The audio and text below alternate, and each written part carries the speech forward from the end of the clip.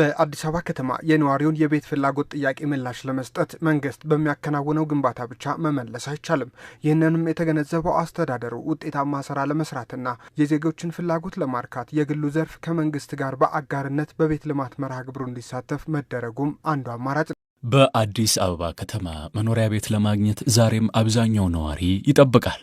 ግማሹ በ1997 ዓመተ ምህረት የተመዘገበ የተቀረው በ40/60ና 20/80 ፕሮግራም እስካሁን ድረስ እየቆጠበ ያለ አለ። እነዚህ ቤት ፈላጊዎች በተደጋጋሚ ጥያቄ ሲያነሱ ይሰማል። ለመሆኑ ከተማ አስተዳደሩ ለነዚህ የቤቶች ፕሮግራም እጣ ፈንታቸው ምንድን ነው? መንግስትን አምነን አሁንም ገንዘብ እየቆጠብን ነው ሲሉ በተደጋጋሚ ይጠይቁናል። ከተማ አስተዳደሩ በበኩሉ የነዋሪውን የቤት ችግር ከሞላ ጎደል ለመፍታት የተለያዩ አማራጮችን እያደረኩ ነው ይላል።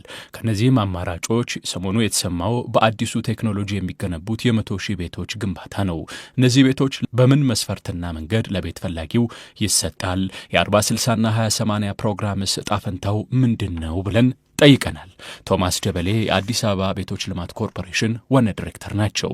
እሳቸው በእነዚህ ፕሮግራም የ40/60ና 20/80 የተመዘገቡ ቤት ፈላጊዎች ቅድሚያ ያገኛሉ ሲሉ አረጋግጠዋል። መሰረታዊ ጉዳዮች ናቸው ለሰው ልጅ ቤት ማለት። ስለዚህ እነዚህ ቆጣቢዎችም ሌሎችም ዜጎች በተለይ ከተማዋ ነዋሪዎች ቤት ያስፈልጋቸዋል። ስለዚህ ያንን ታሳቢ ያደረገ 5 ፕሮግራም ነድፈን የተንቀሳቀስን ነው ብለን ስንል እነዚህን የሚያካትታል ማለት ነው። ስለዚህ እነሱን ታሳቢ ያደረገ የቤት ልማት ፕሮግራም ስለሆነ በእነዚህ 5 አማራጭ በመረጥኩበት እነዚህ ታርጌት አድርገን እንሰራለን። በ20/80 በ40/60 እየቆጠቡ ያሉ አካላት ለእኛ ሀብቶቻችን ናቸው ብለን ነው የምናስበውና በዛ ልክ መሰረት በሚቀጥሉት ጊዜያት በሚለው የቤት ልማት ፕሮግራሞች ላይ ቅድሚያ ሰጥተን የምናሳትፋቸው ይሆናል። ስለዚህ በ40/60ና በ20/80 እየቆጠቡ ያሉ ገንዘባቸውን መንግስትን አምነው አሁንም እያስቀምጡ ያሉ ቤት ፈላጊዎች የዚህ አዲሱ የቤቶች ፕሮግራም አማራጭ ነው።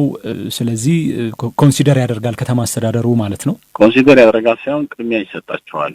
እነዚህ ቆጣቢዎች ረጅም ዓመት ቤት ሲጠባበቁ ነበረ ቤት ለማግኘት። ስለዚህ ቁጠባቸውን አጠናክረው መቀጠል ሲባቸው ቅድሚያ ሰጠንም ደግሞ የምናስተናግደው እነሱን ነው። ለመሆኑ ይገነባሉ የተባሉት 100,000 ቤቶች ከዚህ ባለፈስ በምን መንገድና ግልጽ አሰራር ይተላለፋል? እንግዲህ እነዚህ ቤቶች ጨምሮ በአዲስ አበባ ከተማ አስተዳደር ቤቶችን ለማስተላለፍ የወጡ መመሪያዎች አሉ። ይህ የማስተላለፊያ መመሪያ ስላለ በዛ መመሪያ መሰረት 2-3 አማራጮች አሉ። በዚህ አማራጮች እነዚህ ቤቶች ይተላለፋሉ ማለት ነው።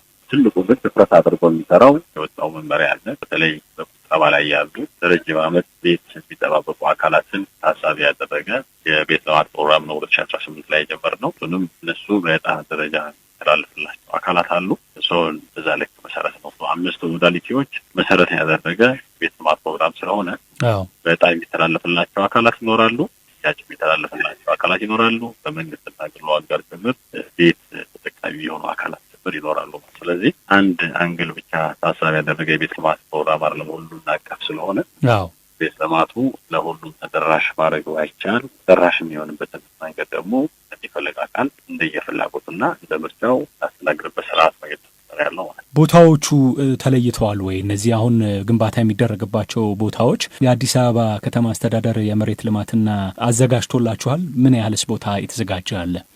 እንዳጠቃላይ እንግዲህ ቤት ልማት ፕሮግራም የሚከናወንባቸው መሬቶች ሰብሰብ ብሎ በየቦታው በአንድ ሳይት ላይ ሳይሆን 16 ያለነሱ ሳይቶች ቤት ፕሮግራም ተጀምሯል።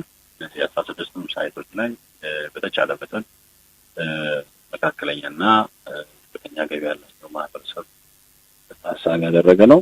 የመሬት ዝግጅት የመሬት ዝግጅት የዲዛይንና የፋይናንስ ከፋይናንስ ጋር ተያይዞ ያላቸው ጉዳዮች በሚባል ደረጃ ላይ ተጠናቀዋል።